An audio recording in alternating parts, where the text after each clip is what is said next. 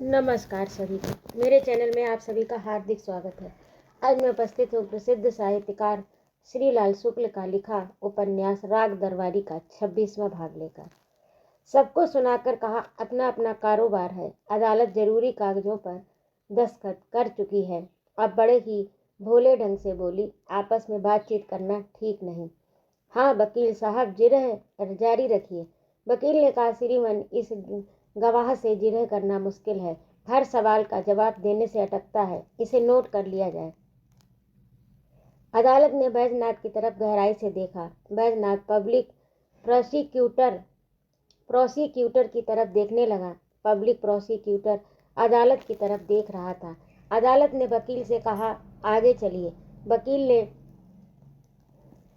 सारस के ढंग से अपनी टांगें बदली और जिस तरह जिरह के एक ऐतिहासिक युग को समाप्त करके दूसरे में प्रवेश किया। वकील ने सारस के ढंग से अपनी टांगें बदली और इस तरह जिरह के एक ऐतिहासिक युग को समाप्त करके दूसरे में प्रवेश किया। तुमने सरकार बनाम चुरई दफा 379 के मुकदमे में सबूत की ओर से गवाही दी। मुझे याद नहीं, ये गवाही तुमने इसी महीने में दी। बैजनाथ थोड़ी देर सोचता रहा, फिर बोला, इस महीने में मैंने एक गवाही दी थी। मैं अपने बाग के पास से निकल रहा था। एक आदमी एक पोटली लिए जा रहा था। तुम्हें ये बताने की जरूरत नहीं कि तुमने गवाही में क्या कहा। सिर्फ ये बताओ कि पिछले महीने भी तुमने गवाही दी, पर मुकदमे का नाम हमें याद नहीं। इतनी देर बाद अब अदालत को भी गुस्सा आया। वह बोला, ये कैसे हो सकता है? हम तो देहाती आदमी हैं, सरकार पढ़े लिखे नहीं है। वकील ने कहा, श्रीमान इस चालाकी को भी नोट कर लिया जाए। बैजनाथ ने कहा, श्रीमान क्या क्या नोट करेंगे? आप ही नोट कीजिए। अपने मुंशी से कहिए, वह सब कुछ नोट कर लेगा। अदालत ने इस बार बैजनाथ को डांटा, बहुत डांटा। इतना डांटा कि थोड़ी देर के लिए बैजनाथ सचमुच ही सहम गया। उसका चेहरा पीला पड़ गया। उधर डांटते डांटते अदालत का चेहरा लाल हो गया। पर जब अदालत की डांट दूसरे से तीसरे मिनट में पहुंची तो बैजनाथ संभल गया। उसे अपने उस्ताद पंडित राधेलाल की याद आ गई। उन्होंने समझाया था कि बेटा, गवाही देते समय कभी कभी वकील था, हाकिए इजलास बिगड़ जाते थे। इससे घबराना ना चाहिए। वे बेचारे दिन भर दिमागी काम करते हैं, उनका हाजमा खराब होता है। वे प्रायः अपच, मंदाग्नि और बवासीर के मरीज होते हैं, इसीलिए वे चिड़चिड़े हो जाते हैं। उनकी डांट फटकार से घबराना ना चाहिए। न सोचना चाहिए कि तुम्हें नहीं, अपने हाजमे को डांट रहे हैं। यही सोचना चाहिए कि वे तुम्हें नहीं, अपने हाजमे को डांट रहे हैं। यही नहीं, ये भी याद रखना चाहिए कि ये सब बड़े आदमी होते हैं, पढ़े लिखे लोग। ये लोग तुम्हारा मामला समझ ही नहीं सकते। इसीलिए जब वे बिगड़ रहे हों तो अपना दिमाग साफ सुथरा रखना चाहिए और यही सोचते रहना चाहिए कि अब किस तरकीब से उन्हें बुता दिया जाए। अदालत ने आखिरी हिदायत की सवालों का जवाब सिर्फ हाँ नहीं में दिया जाना चाहिए। जिरह का टैंक अब समतल जमीन पर घघराता हुआ चलने लगा। आज से 6 महीने पहले तुमने सरकार बनाम विशेषर के मुकदमे में सबूत की ओर से गवाही दी थी। नहीं, ये उत्तर सच था, क्योंकि बैजनाथ ने ये गवाही 7 महीने पहले दी थी। साल भर पहले तुमने सरकार बनाम छुन्नू के मुकदमे में गवाही दी थी। नहीं, ये उत्तर भी सच था। छुन्नू का मुकदमा 14 महीने पहले हुआ था। नहीं नहीं नहीं नहीं, हाँ हाँ हाँ। इस तरह तुम अब तक कई मुकदमों में सरकारी गवाह हो चुके हो। अब आपने ऐसे सिर्फ 2 मुकदमे गिनाए हैं। इतने इतने मुकदमों में तुम पुलिस को बार बार गवाही के लिए मिल जाते हो। इसकी कोई खास वजह है? बैजनाथ ने अदालत की ओर देखकर शहीदों की आवाज़ में कहा, वजह यह है कि मैं जवां मर्द आदमी हूँ। उसकी छाती तन गई। बदमाशों के खिलाफ गवाही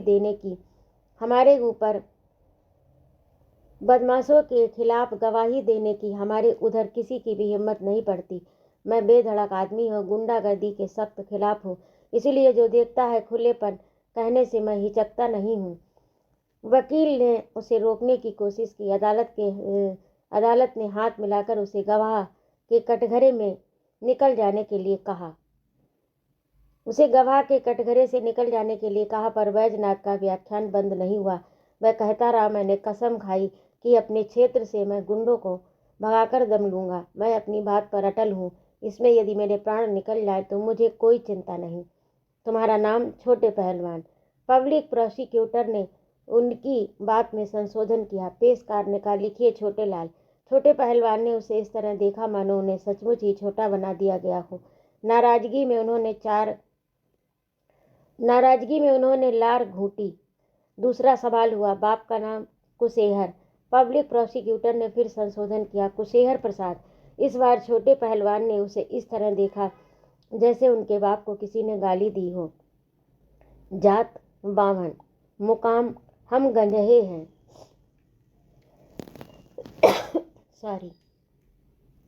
मुकाम हम गंजहे हैं।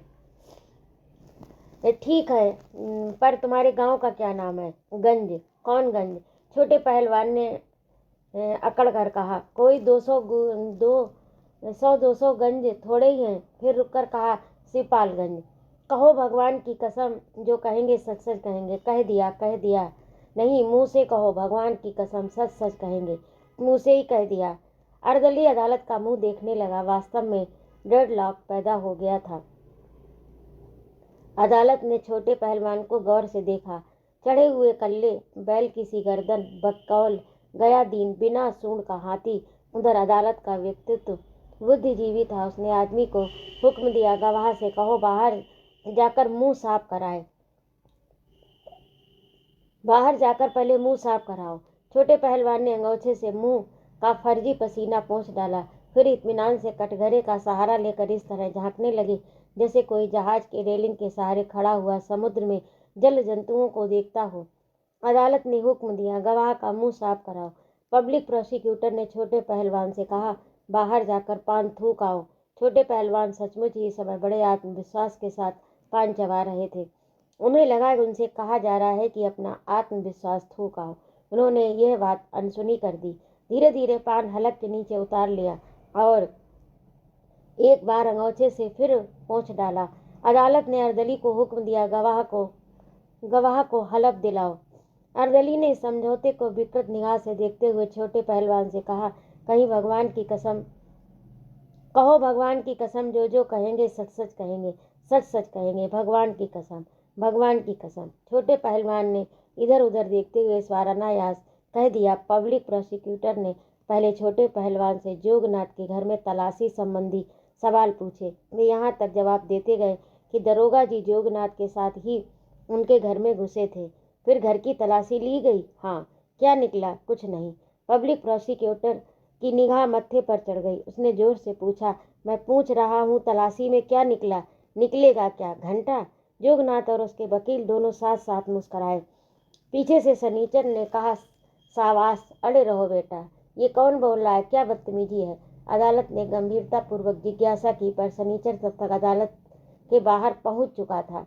पब्लिक प्रोसिक्यूटर ने कहा, तलाशी में 3 जेवरात निकले जो तुम्हारे सामने रखे हैं। जोगनाथ का वकील उछलकर सामने आ गया। अदालत से बोला, श्रीमान, ये तो जिरह है। पब्लिक प्रोसिक्यूटर ने कहा, हुजूर, गवाह खिलाफ हो गया, मैं इससे जिरह करने की इजाज़त चाहूँगा। अदालत ने गंभीरतापूर्वक कहा, कीजिए। जोगनाथ के वकील ने एतराज़ किया, श्रीमान, ये लिख कर दें कि इस गवाह को खिलाफ मान रहे हैं। पब्लिक प्रोसिक्यूटर ने अपनी फाइल से एक दरखास्त निकाली जो निश्चय ही पहले से लिखी रखी थी। दरखास्त इजलास में पेश कर दी गई। वकील सफाई ने फिर इतराज़ किया, श्रीमान, ये दरखास्त पहले की लिखी है, उससे कोई फर्क नहीं पड़ता। अदालत ने निर्विधतापूर्वक कहा, पर उधर से इसकी सफाई में कुछ कहना जरूरी हो गया। पब्लिक प्रोसिक्यूटर बोला, हुजूर, ये तो रोज का कारोबार है। अदालती दांव पेच हर मौके के लिए पहले से तैयार होकर आते हैं। ठीक है, आप जिरह कीजिए। पब्लिक प्रोसिक्यूटर ने छोटे पहलवान की ओर मुड़कर अपना सवाल दोहराया, जो 3 जेवरात तुम्हारे सामने रखे हैं, ये तलाशी के वक्त जोगनाथ के घर से बरामद हुए थे। इस अदा से जैसे वे बेमतलब की झाए नहीं करना चाहते। छोटे पहलवान ने अदालत से कहा, मेरा तो बयान था, वह हो चुका, तलाशी में कुछ नहीं मिला। पब्लिक प्रोसिक्यूटर ने मिसिल से एक कागज निकालकर कहा, ये फर्द बरामदगी तुम्हारे सामने लिखी गई है। मेरे सामने तो बस गाली गलौज होता रहा, लिखा पढ़ी की नौबत नहीं आई। इस फर्द पर तुमने दस्तखत किया है, देख कर बताओ। छोटे पहलवान ने कागज को देखा भी नहीं, अकड़ कर कहा, नहीं। पब्लिक प्रोसिक्यूटर ने एक स्थान पर छोटे के दस्तखतों की ओर इशारा करके कहा, ये देखो, अच्छी तरह देख लो, ये दस्तखत तुम्हारे हैं। छोटे पहलवान ने अदालत से कहा, मेरा बयान तो हो गया सरकार, अब ये क्यों बार बार उसी सवाल को थोप रहे हैं। पर अदालत ने इस बार सहानुभूति नहीं दिखाई, चेतावनी दी, कागज देखकर जवाब दो, गलत बयानी की तो जेल हो जाएगी। छोटे पर इसका कोई असर नहीं हुआ। सीना तान कर बोले, जेल का तो कारोबार ही होता है हुजूर, जब अदालत में आ गए तो एक टांग जेल में रखी है और एक बाहर, पर मैं कागज में क्या देखूं, पढ़ना लिखना मेरे ऊना मासी हराम है। पब्लिक प्रोसिक्यूटर ने आवाज ऊंची करके कहा, तब तुम दस्तखत कैसे कर लेते हो? ये दस्तखत तुमने नहीं किया क्या? इतनी देर बाद जोगनाथ के वकील ने मुंह खोला, जैसे कोई किसी बछड़े को प्यार से पुचकार रहा। उसने कहा, धीरे धीरे एक सवाल कीजिए, गवाह कहीं भागा नहीं जा रहा। पब्लिक प्रोसिक्यूटर ने फिर इस पर ध्यान दिए बिना सवाल किए, तब तुम फाइल दस्तखत कैसे कर लेते हो? दस्तखत कौन करता है? किसी ने हमारी 7 पीढ़ी में भी दस्तखत किया है कि हम ही करेंगे?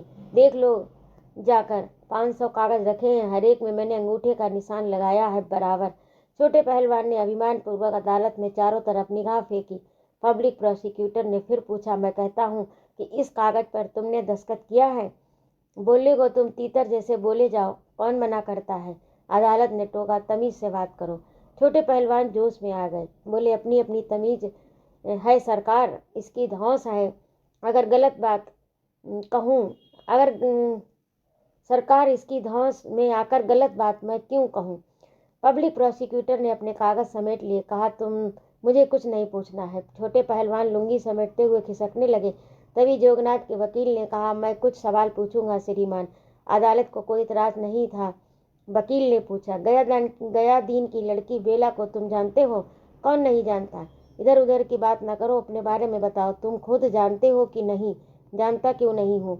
वह कैसी लड़की है? वह चलन है। अदालत ने कहा, ये जिरह निरर्थक है, इसका मुकदमे से कोई संबंध नहीं है। क्यों नहीं श्रीमान? बात अभी साफ हुई जाती है। वकील ने चुटकी बजाते हुए कहा,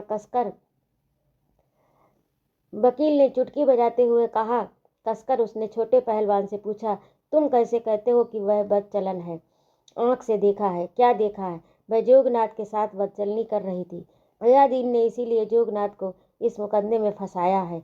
इसके बाद जिरह उसी पुराने ढांचे पर आ गई जिससे अदालतों में 1000 बार प्रमाणित किया जा चुका है कि संसार में कोई चोर नहीं होता, बल्कि जिसे चोर समझा गया है वह गृहस्वामी की पत्नी, बहन, बेटी का प्रेमी था, जिसे उसने रात्रि के एकांत में सैया लाभ के लिए बुलाया, पर गृहस्वामी ने उसे अपना बंधु, बहनोई या दामाद नहीं कहा। वह उसे चोर कहने पर उतर आया और श्रीमान उसका परिणाम ये है।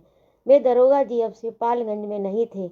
अपने टूटे फूटे पलंग, दुधारू गाय और कन्वेंट गामिनी कन्या के साथ शहर में आ गए थे और किसी गली में बड़ी मुश्किल से ढूंढ कर पाया हुआ एक छोटा सा किराए का मकान लेकर रहने लगे थे। वे किसी विशेष कार्य में लगा दिए गए थे जिसमें उन्हें सामान्य नागरिक की तरह रहना पड़ता था। चूँकि सरकारी आदमियों के लिए सामान्य नागरिक की तरह रहना बड़ी खेदजनक दशा का द्योतक है, इसीलिए उन्हें देखकर खेद होता था। पर चूँकि उन्होंने जोगनाथ के विरुद्ध चोरी के मुकदमे की जांच की थी, इसीलिए उन्हें आज इजलास में आकर फिर से गंजहों के संपर्क में आना पड़ गया था। छोटे की गवाही सुनते ही उन्होंने छी छी कहना शुरू किया और इससे पहले कि अदालत की निगाह उन पर पड़े, वे गयादीन का हाथ पकड़कर बाहर निकल आए। थोड़ी देर वे चुपचाप खड़े रहे। अंत में दरोगा जी ने कहा, ये गंजहे हैं, इनकी बेईमानी की भी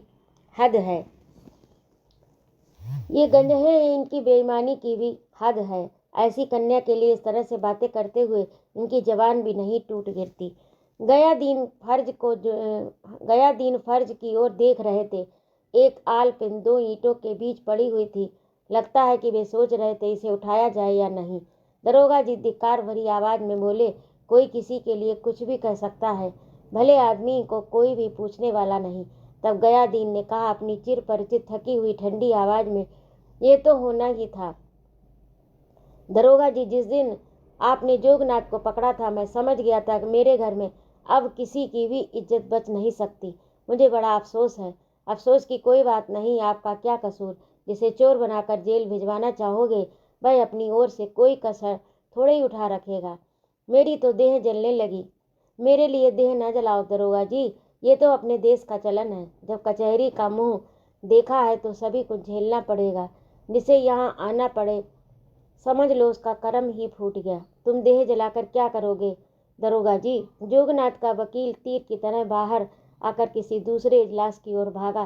पीछे पीछे भागते हुए मुवक्किलों से उसने कहा, जल्दी ना करो, अभी छूटने दो जोगनाथ को, फिर एक एक को समझा जाएगा। हाँ हाँ, पुलिस को भी। दरोगा जी ने चौंक कर देखा। उनके देखने को कुछ भी बाकी न था। गिरिजा कुमार माथुर ने, हमने बिताई है जिंदगी कसाले की, हमने परवाह कभी न की किसी की।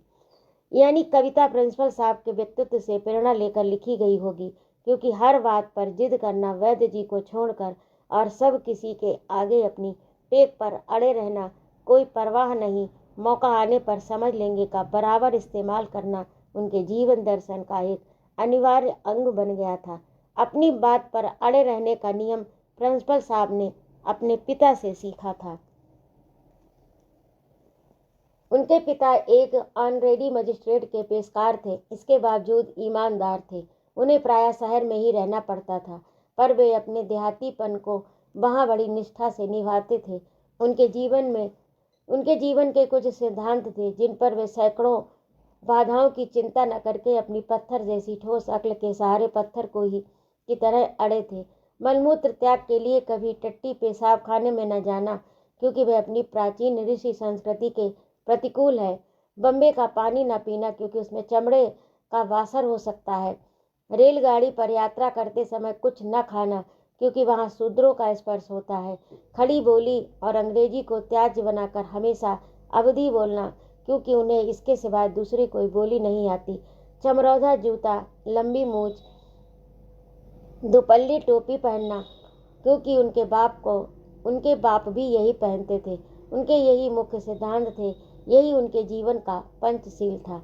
एक बार प्रिंसिपल साहब ने अपने पिता से मकान के अंदर शौचालय का प्रयोग न करके बहुत सवेरे उठकर सुनसान सड़क पर जाना मूर्खता है, ऐसा कह दिया। इस विषय पर बहुत बहस हुई और उन्हें बताना चाहा कि ऐसा करना ठीक नहीं है, क्योंकि चुंगी वाले आजकल सफाई अभियान चला रहे हैं और हल्के में उनका किसी वक्त चालान हो जाने का डर है। और इस पर पेशकार साहब ने उन्हें समझाया कि इस बात का संबंध समझ से नहीं, आदर्श से है। प्रिंसिपल साहब उस दिन की तरह बहस समझ गए। आदर्शवाद की तारीफ हम आदर्शवाद के अंतर्निहित मूल्य पर नहीं, उसके पीछे सहे जाने वाले त्याग, बलिदान, कष्ट के कारण करते हैं।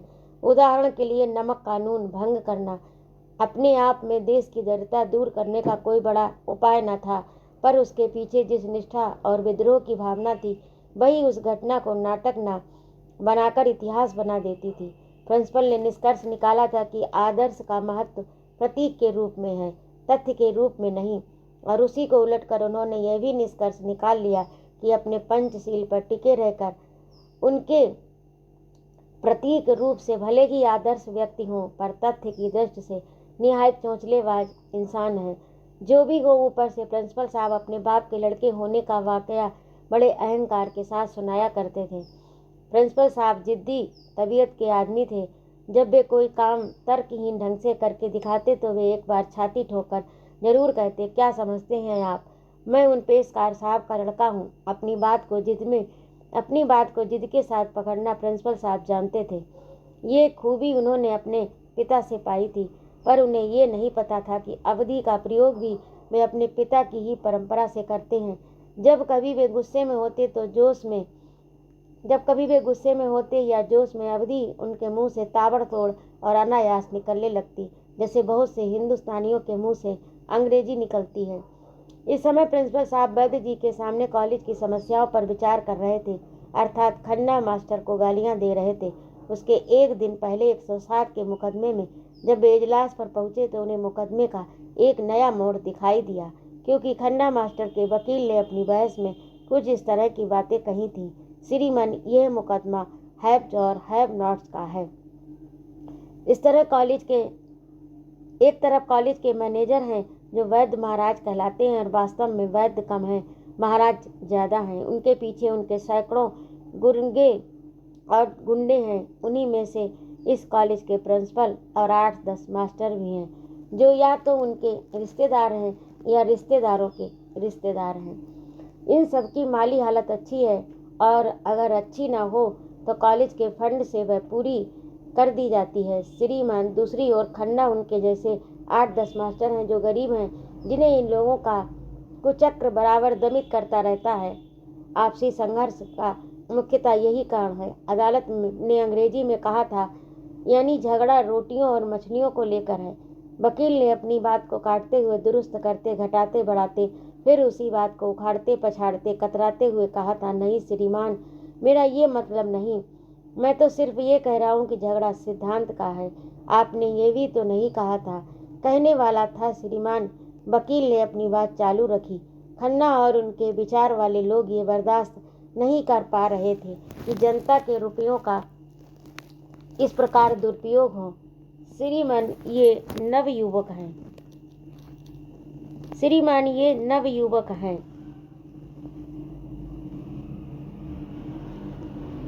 कहने वाला था श्रीमान। वकील ने अपनी बात चालू रखी। खन्ना और उनके विचार वाले लोग ये बर्दाश्त नहीं कर पा रहे जनता के रुपयों का इस प्रकार से दुरुपयोग हो। श्रीमान ये सब नवयुवक हैं और बेईमानी मक्कारी से समझौता करने की अभी इन्हें आदत नहीं पड़ पाई। अदालत ने मुस्कुराकर कहा, उस हालत में इन्हें मुकदमे और जेल से न घबराना चाहिए। वकील ने इस सलाह पर ध्यान दिए बिना अपना व्याख्यान जारी रखा। इसीलिए ये कॉलेज के मामलों में होने वाली गड़बड़ी के बारे में अपनी आवाज़ संवैधानिक ढंग से उठाते हैं। श्रीमान, अभी कुछ दिन हुए उस कॉलेज में मैनेजर का चुनाव हुआ था। उसमें पिस्तौल के जोर से वैद्य महाराज फिर से मैनेजर चुने गए। इसकी शिकायत deputy page director of education के यहाँ हुई। खन्ना ये आदि ने इसका विरोध किया था। यही नहीं, वे डिप्टी डायरेक्टर से मिले भी थे और पूरे मसले की अब जल्दी ही जांच होने वाली है। इसी तरह वैद्य महाराज जिस कोऑपरेटिव यूनियन के मैनेजिंग डायरेक्टर हैं, उसमें गबन हुआ पर मामला 6 महीने में दबा पड़ा था। खन्ना तथा उनके साथियों ने रजिस्ट्रार कोऑपरेटिव सोसाइटी से मिलकर उनकी भी जांच शुरू कराई। जरूरत हो तो इन दोनों अफसरों को मैं गवाही में पेश कर दूंगा। श्रीमान, इन जांचों के दौरान खन्ना और उनके साथियों को दबाने के लिए, उन्हें मजबूर करके उनका मुंह बंद करने के लिए मुकदमा चलाया गया। ये मुकदमा भी एक तरह की जालसाजी है। श्रीमान, प्रिंसिपल के वकील ने इजलास में क्या कहा था, ये बात उतने महत्व की नहीं है, पर उस दिन गांव वापस आकर प्रिंसिपल साहब ने वैद्य जी को बताया था कि कॉलेज के चुनाव और कोऑपरेटिव के गबन दोनों ही मसलों की जांच होने वाली है। वैद्य जी के चेहरे पर कोई सिकन नहीं आई, सिर्फ वे धर्म की ओर झुक गए और हर इच्छा कहकर चुप हो गए। पर प्रिंसिपल साहब इस समय निश्चित योजना बनाकर आए और जोश में थे तथा अवधि में कह रहे थे, महाराज, हमार तो यह राय है कि सारे खन्ना के हाथ पांव तुड़वाए गए कौनो नारा में डार दीन जाए। यह न बने तो सारे का कान पकड़ के कॉलेज से बाहर निकाल दिए, मारे चूतर पर 4 लात। और पर वैद्य जी पर उसका कोई असर नहीं पड़ा। उन्होंने कहा, मुझे हिंसा की बातें अच्छी नहीं लगती, कहकर उन्होंने डकार ली। प्रिंसिपल इंतजार करने लगे उनकी बात का। तो अभी आप सुन रहे थे श्रीलाल शुक्ल द्वारा लिखित उपन्यास रात दरबारी का 26वां भाग। आपको कैसा लगा कमेंट करके अवश्य बताइएगा। यदि आपको मेरा कहानी सुनाना अच्छा लगता हो तो कृपया मेरे चैनल को सब्सक्राइब करें, लाइक और कमेंट करें तथा अपने मित्रों में शेयर भी करें। सुनने के लिए बहुत बहुत धन्यवाद। जय माँ भारत।